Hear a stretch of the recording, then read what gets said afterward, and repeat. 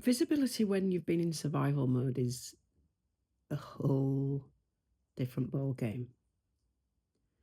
When you have spent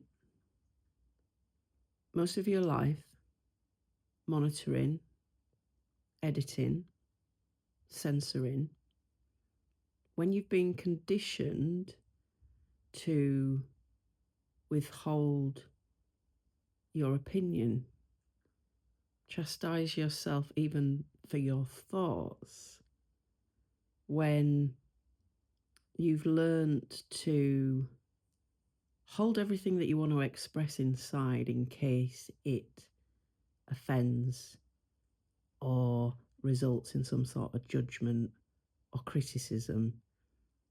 When you've experienced that again and again over a really prolonged period of time, then what that teaches us about visibility is that it's incredibly dangerous.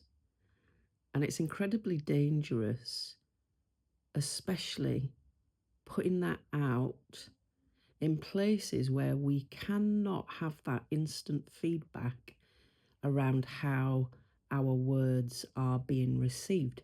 And what I've realized recently is that I must have been in a constant editing loop of myself, of how I'm perceived.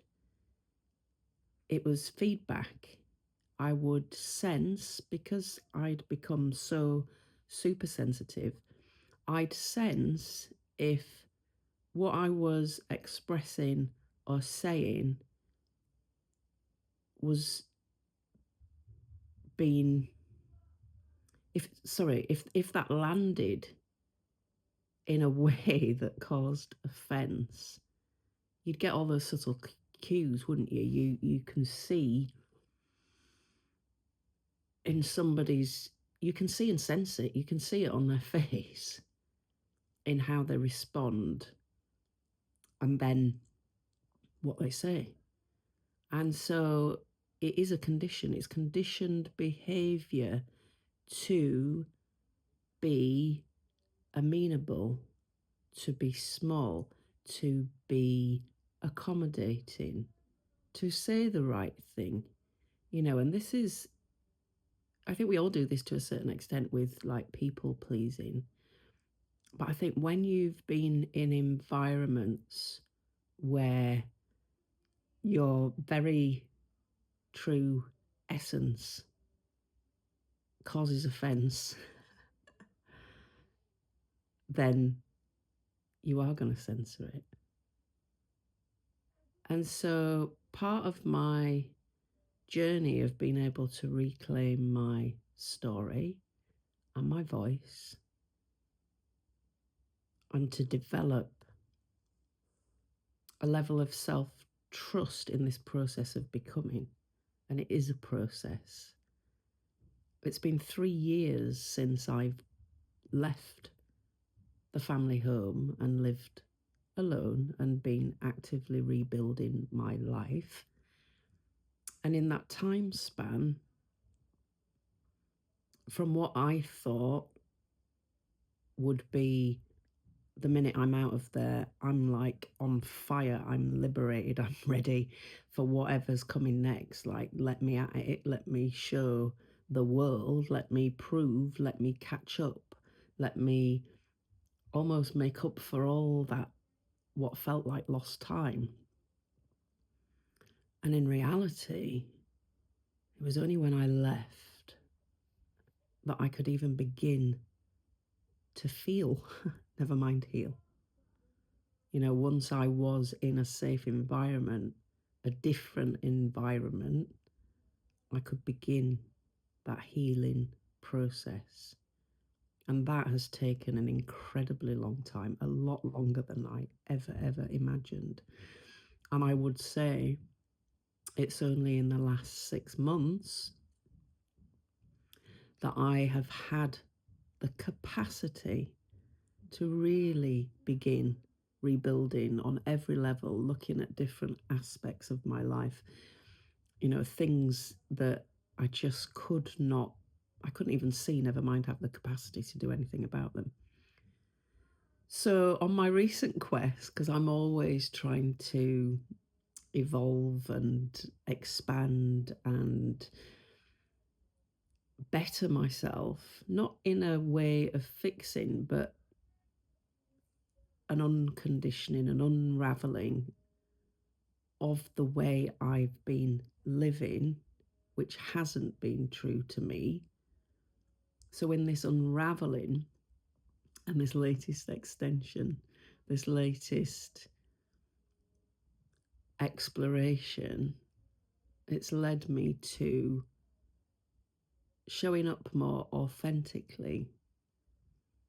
And this is a whole process. And it is about commitment and it is about consistency, but it's also about congruence, and I can teach to rooms of people, I can speak on stage.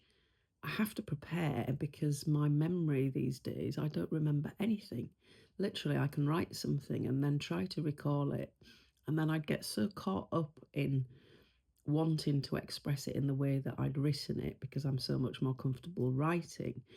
But then I would need a script or I would need anchor points. And then I'd forget them and I would keep coming back to it. And the thought of talking unscripted and going off piece because I ramble, because I forget things, it was really terrifying. And I really hit, I was going to say a brick wall, but it wasn't a brick wall. It was like this huge steel construction that was shiny and slidey that I felt I had no way of scaling because this felt dangerous to me, to not be able to edit, to not be able to have that instant feedback, to not be able to adjust what I'm saying or my response, to even feel that I had something valuable to share. All of this was terrifying beyond belief. And I had to go really gentle with myself. I had to let that land and I had to really think about and understand why that was and how I'd got to that point. And when I gave myself that time, it really became clear or clearer. And to me, those pain points, when you meet, it's like, to me, it was like an unscrambling of my mind when it was reflected back to me that I could just be myself, how I am in real life, online, on video, and that was enough, and that was my authentic expression, and there was no differentiation between the two. When in my mind there was, in my mind it was a completely different thing, and that was the reason why I avoided it. And so I let this integrate and I let this settle. And I said to you, like, literally, I could feel my brain and my nervous system reorganizing around this old belief that's been with me for decades and decades. I'm 50 now. So this is not a little program to sort of rewire and be like, oh yeah, let's just try this new habit. It was huge. And so because now I am learning how to trust myself, because now I really feel and have worked incredibly hard to feel safe in my body and to honor my body,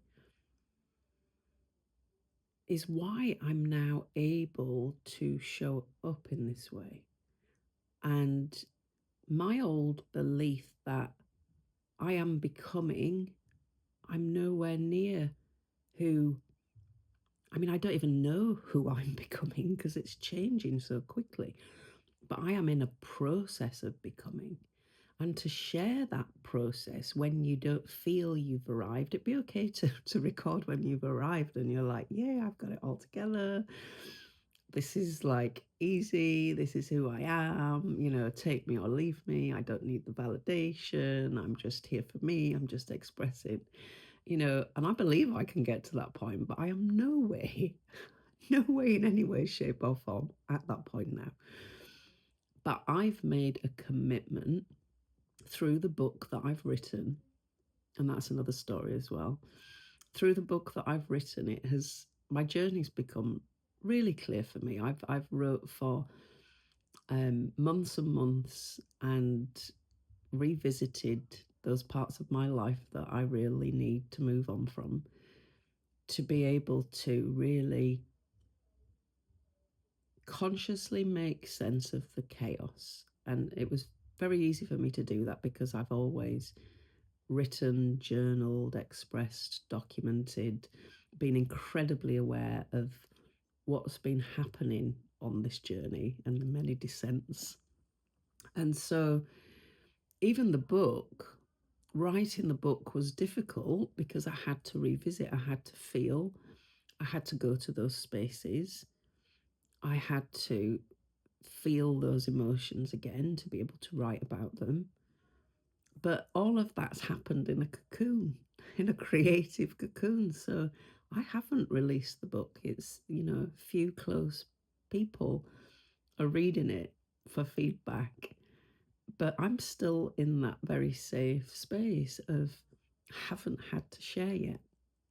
So doing this and this process is on a whole other level. But I know that it is another part of my becoming, another part of my path to being self sovereign, to becoming this woman that has been calling me forward through all of the descents, through all of the darkness. I've got a painting that talks to all of this behind me. It's this image of your different versions of the self, from being in despair to awakening, to being wobbly on your new feet, in your new way of thinking, your new way of being, of descending again, of feeling everything goes upside down, but ultimately of this enlightened higher self, always being there, always holding a hand out, always lifting you up and guiding the way. And that is there for all of us. And we just need to tune into her and trust where she's taking us, even if that's terrifying, even if that feels like she's asking us to scale this big steel slippery wall, even if it makes us cry because we're scared, uncertain, because we've never done that before, because we don't know how to do that, we don't know how to be. And it's like we've got these little training wheels on in a way, you know, and it's okay to have training wheels on. It's okay to be cringe. It's okay to make mistakes. It's okay to not sound like ourselves yet or have it all together. It's part of the process. It's part of the art of becoming.